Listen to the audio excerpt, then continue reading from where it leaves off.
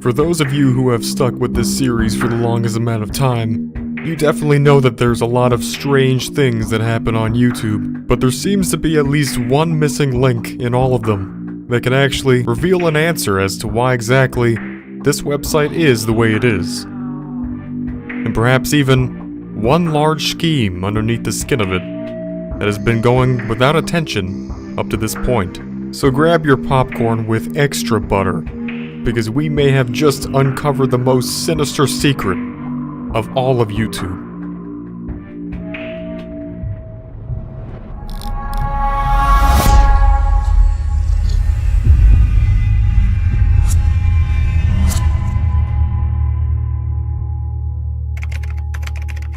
Let's start at the beginning. Not too far back, but one of the main inspirations for YouTube Unsolved. We're going to be covering this in multiple sections to fully paint the picture in the most accurate light possible. There is quite a lot of information here, and just like all Unsolved episodes, our main idea is to get to the bottom of it, objectively, each time. So with that being said, we're going to start with the experience of Derek G.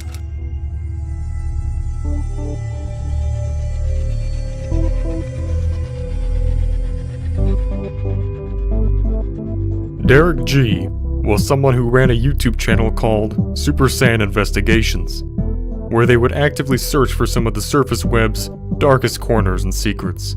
Super Saiyan made a video in March of 2020, claiming to have found something truly startling about YouTube as a whole. A simple exploit involving a hashtag by searching for hashtag anywhere, even on YouTube Kids. A very disturbing trend would present itself. Videos with the hashtag in the title or description all shared one common feature. They were content of graphic crimes ranging from IRL robberies, torture, to even terrorism. Uploaded by varieties of different default channels, most having only one video. It almost seemed like there was a planned organization of people using the specific hashtag to post these videos. It was only after Super Saiyan's videos started to gain traction was his relatively small channel terminated for violating terms because of a complaint. Reaching out to YouTube on the matter only further made things more vague, and the loss of a 1K sub channel surely was regrettable and confusing. But if anything, it cracked into one of the darkest flaws in YouTube that surely is being used by not the most friendly of people, only separated from you by a search bar. Now we're going to look into some of the examples of those who were a bit more unfortunate than just lose their channel, but in fact, almost lose their life due to it. Enter Christo60.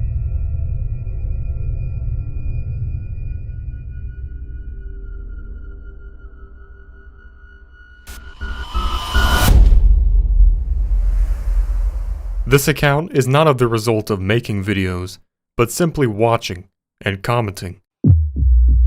Learning to program. Christo60 was a fluent video watcher of the subject. He would often find himself watching videos teaching him the basics of small things, and teaching himself the larger aspects. Whenever actually having a problem, often seeking advice through the comment sections. One of these times, to say the least, wasn't all that usual. Now, we don't often break the fourth wall here on YouTube Unsolved, but today, I think I'll make an exception. Christo60 has been with us before, but that doesn't take away from the significance of their story. The video he found himself on was of little to no help, so he did what he was used to. He left a comment in the empty comment section below it, only to have his comment replied to almost instantly by another default profile picture YouTube user, directing him to an external site, and it just went from there. It was on this site where Christo60 would find a whole bunch of forum posts and a very retro-looking style. He didn't think anything of it, as he was used to the same type of visual site that he would see going around hacking forums, asking similar questions online. So he proceeded to ask his question. His question was not interacted with or answered by anyone else, and the only person to have contacted him through this site simply relayed his real name to him and told him that his only mistake was visiting the site to begin with. Christo60, in his own confusion, didn't really know how to react, other than to leave the site and thinking nothing of it after that.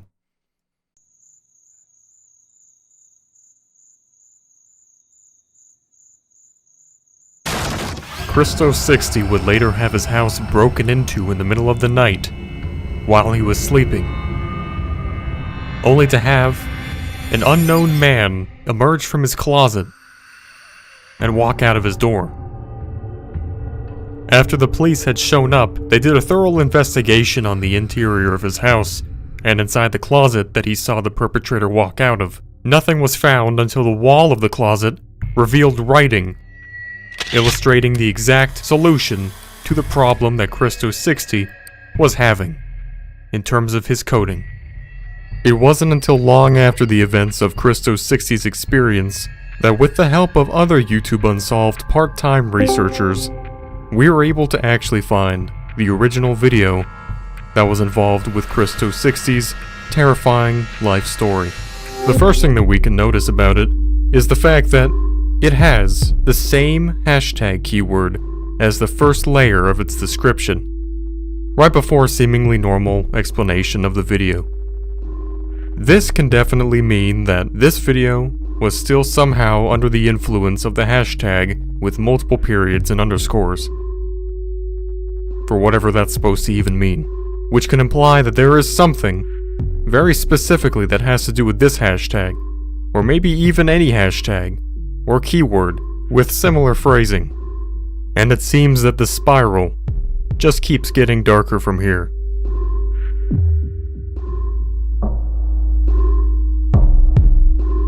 Christo60 was able to move on with his life and continued the pursuit of becoming a white hat hacker, even more motivated after his experience to hopefully prevent someone else from having to go through what he did. The same happy outcome can't exactly be said about our next example, which is an actual YouTube staff member. I think it should be worth noting that at this point, we know that something fishy is going on here. The fact that a single hashtag of metadata can be linked to two of these very egregious examples of horrible experiences just involving YouTube itself. And now we're moving on to the perspective of someone who actually used to work for YouTube at one time. This is the example of Thorb. Thorb was an immigrant to America and got a job as a YouTube employee, more specifically working as a product reviewer. Eventually, he was transferred from the more Google side of the workforce to YouTube, since it was at that time a shortage of video reviewers and moderators due to the specific events that were happening.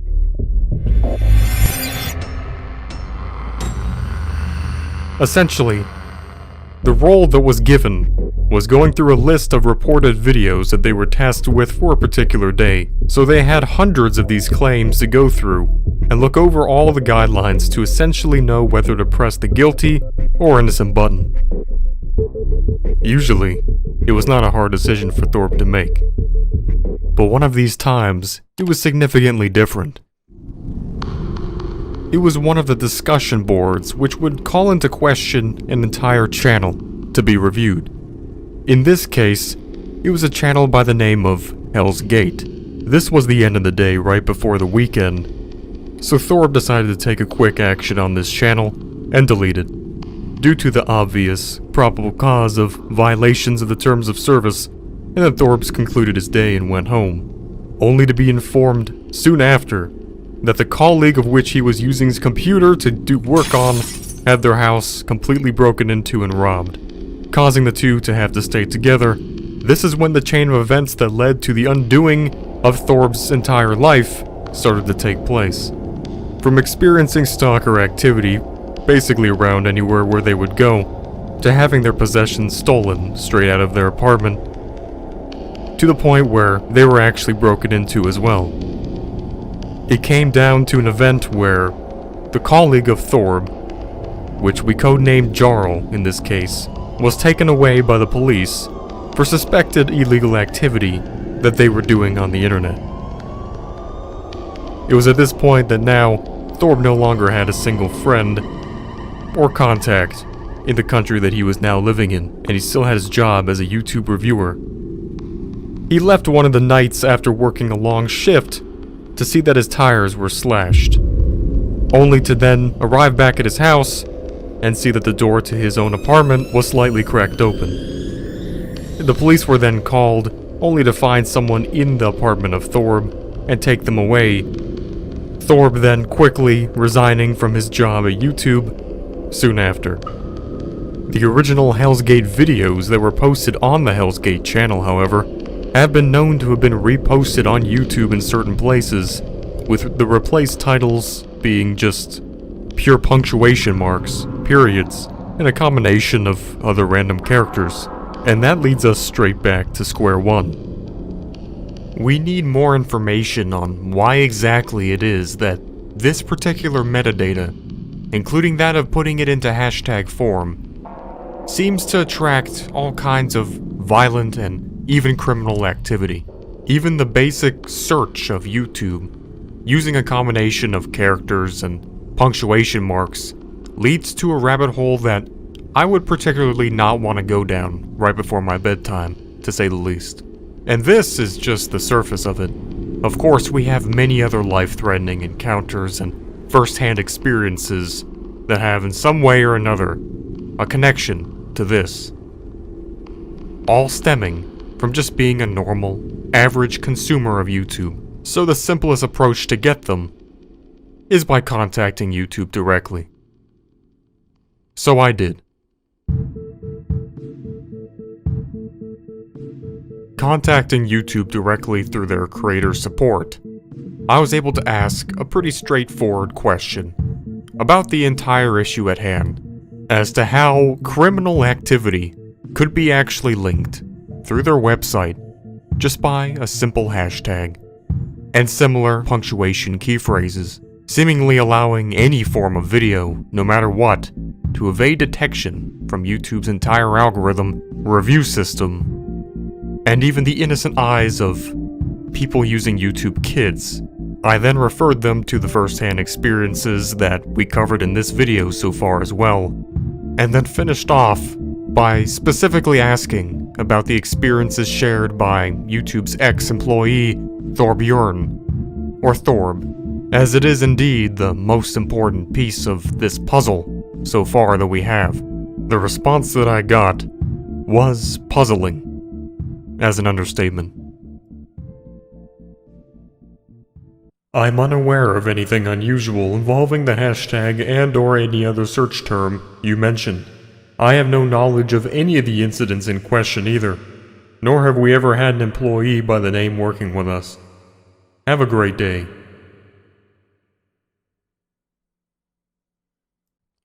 So apparently, according to YouTube themselves, they never had an employee named Thorbjorn, or Thorb for short, or any variation of Thorb for that matter. This heavily implies that Thorb's original statement was entirely fabricated, which could throw out the entire theory behind this. Even from an objective viewpoint, it's definitely on the table of possibilities. However, from the multiple testimonies that backed up this incident, including Brandon, the original reporter of the Hell's Gate YouTube channel, of which YouTube didn't even comment on in their response email, stated that they did directly come in contact with some YouTube employee, going by the exact username that Thorb was using at the time, which was through his colleague's account. So unless the two could have just coincidentally known that exact information at the same time, despite living across an entire country from each other, something doesn't seem to be adding up. But I feel that the real nail in the coffin for this entire option is presented to us in plain daylight. Just through looking at the public employee directory of companies, we can come to see that, indeed, we do have a Thorbjorn listed directly under Google LLC as of a capture of 2018, directly falling in line with the time frames and every other detail, except for the location, which I feel like could be an easy error in the system. But I digress. Could there have been, by chance, another employee working under Google LLC in the category of content strategy by the name of Thorbjorn in the exact time frame and not be our guy? Of course it is possible. But something tells me that that's not the case.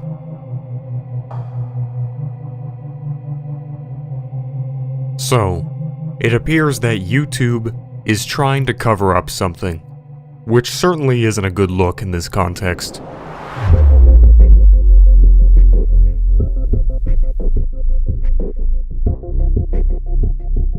I mean, by the looks of it, there's an entire underground market of videos circulating just around their website, completely scathed from the public eye, and also providing a usable outlet for obvious criminal activity to take place, putting the very viewers that happen to be misfortunate enough to stumble upon it in harm's way. This, of course, not even being limited from YouTube Kids either. So it seems like sometimes, in order to get the most accurate answers, you have to quite literally search outside the box, on a whole different website.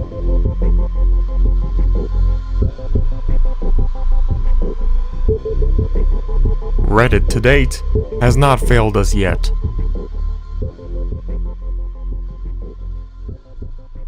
In late 2020, a user went on Reddit and started a thread regarding this exact YouTube phenomenon.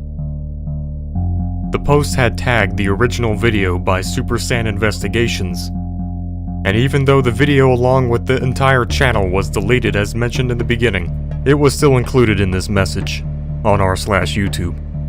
Later on in that same subreddit, we had a very pleasant surprise. It appeared that Super Saiyan themselves was finally back, and they were prepared and ready to share their 2 cents on the matter once again. And they did so with the following post.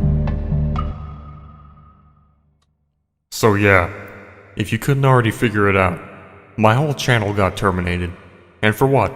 Providing YouTube with the help or the knowledge that something serious was going on underground their platform? And for what complaint? Never have I ever been given such a slap in the face so as to almost have, if anything, given me motivation to figure out the shit behind this once and for all. For all intents and purposes, I may not make any more videos. I have been snuffed out of existence, but either way, the amount of info I've gained since my original video got taken down has expanded tenfold since, and I'm more prepared to release it all in the coming future, one way or another. But for interest's sake, here's a quick summary. Right after my video takedown, I got a secondary request from some unnamed sender to never speak of this matter again. Here's the mail in its entirety.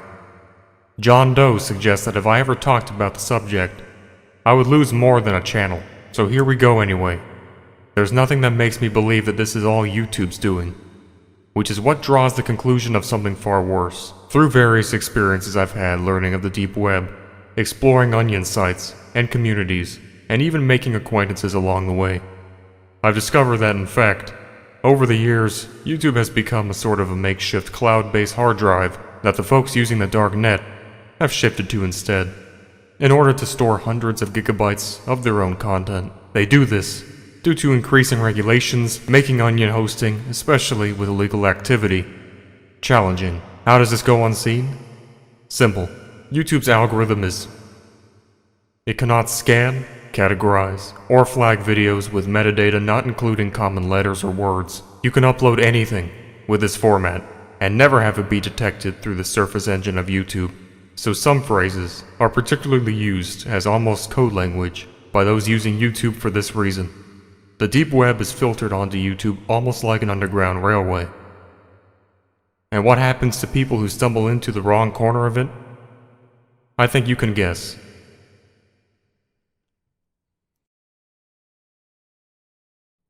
And just like that, we have a whole lot more information. Which is not always the best thing, in hindsight. In the large scale of things, the larger a puzzle is, the more time it takes to complete. It doesn't look like we're going to fully be able to put together this puzzle, but we're going to be able to get at least a very solid image of it. So not only do we have the original person who started it all finally back, but they are back with quite a red pill to swallow. As they explained, they were emailed by an anonymous sender to essentially never ever speak about what they were trying to speak about on YouTube again. Of course, this sender was not YouTube, so therefore we can only heavily imply that this was not in any way connected to anyone with power on YouTube, but somehow still connected to the reason behind the termination of Super Saiyan's YouTube channel.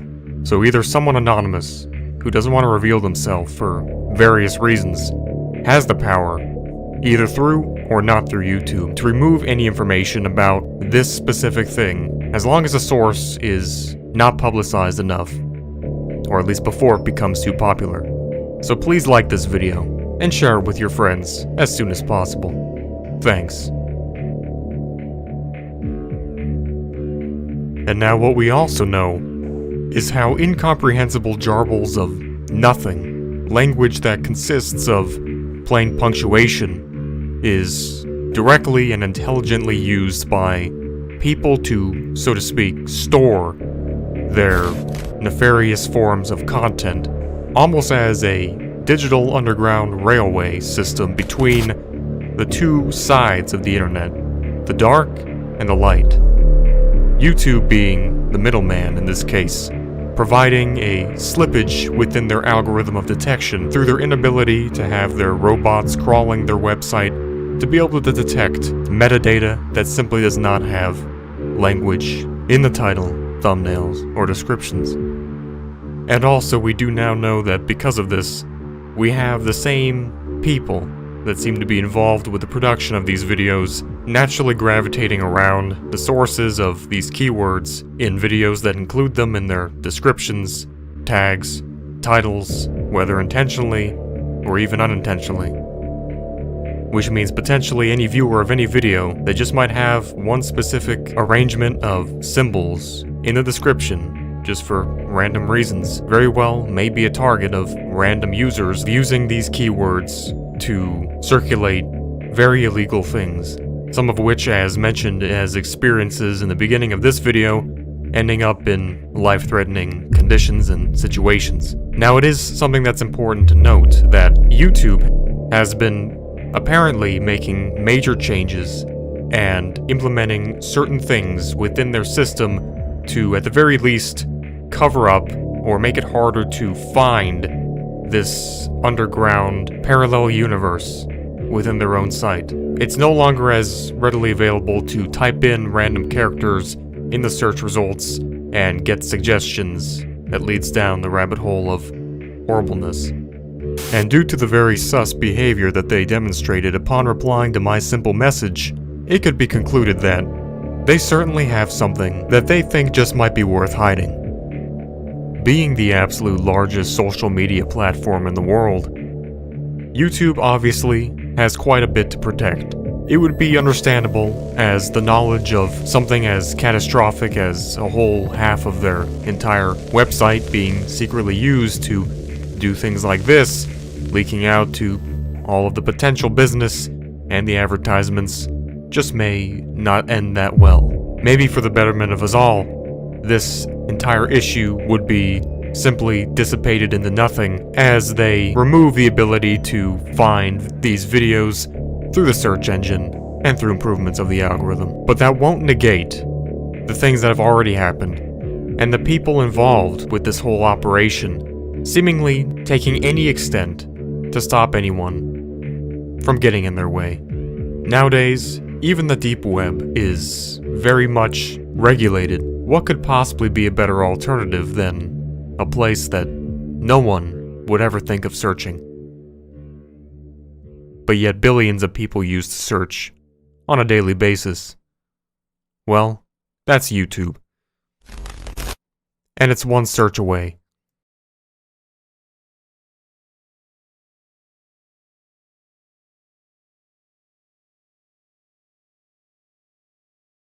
As a final note, I did reach out to my old contact of a YouTube employee who is still a YouTube employee by the name of Phil. For various reasons, Phil declined to comment on any of this, but was able to express the fact that Even in his specific market of work for YouTube, which is content and channel management, he was aware of the knowledge that YouTube was actively making improvements to make it almost impossible to use these various keywords and random punctuation gibberish. However, in the meantime, I don't think the true answer is ever going to fully see the light of day, as it's always going to be locked away deep in the farthest reaches of YouTube. Thanks for watching this video, and stay safe, of course. This has been YouTube Unsolved.